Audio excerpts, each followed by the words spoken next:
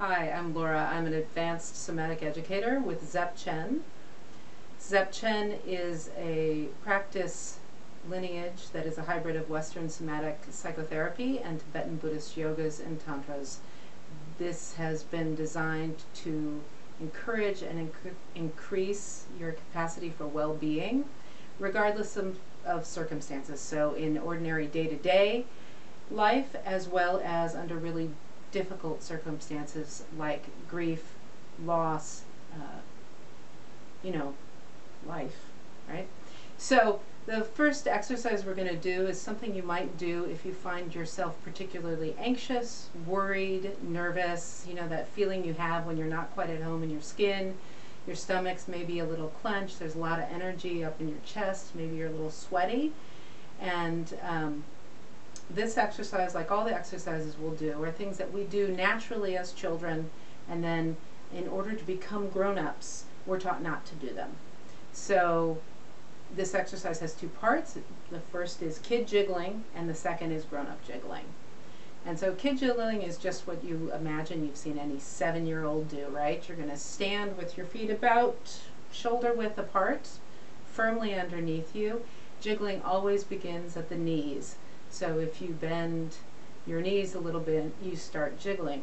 Now, of course, I'm doing this kind of like a grown-up, right? I'm still trying to look cool, but if you were, say, 7 years old and you were waiting for your parents to leave the restaurant already, you'd really be moving and you'd be making a little noise, because that's really fun, right? To get that vibration in your voice. And already, if you actually let yourself just sink into that, you're probably a little less concerned about whatever it is that's troubling you, and having a little more fun.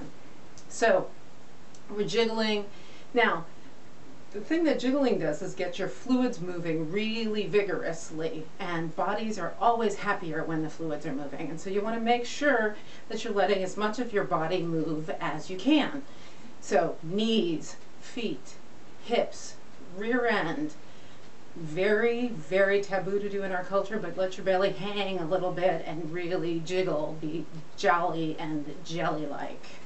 Your armpits, your arms, and then last but not least, that great bastion of grown-up control, your head. So let your head go, let your eyeballs go, and amazingly, if you can feel your eyeballs jiggle, then your brain's jiggling. And that's good too, because it gets your cerebral spinal fluid moving.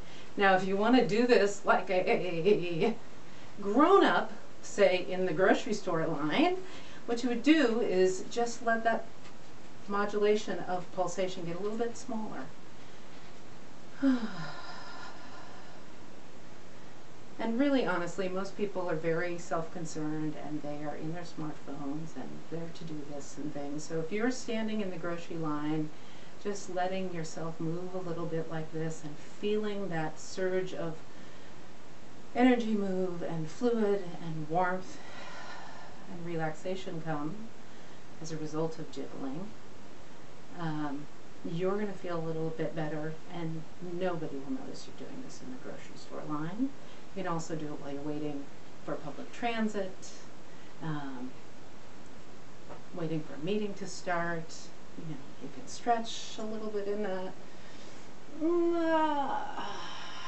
And just take a moment to actually let all that energy of anxiety move so that you are smarter and freer and more at ease.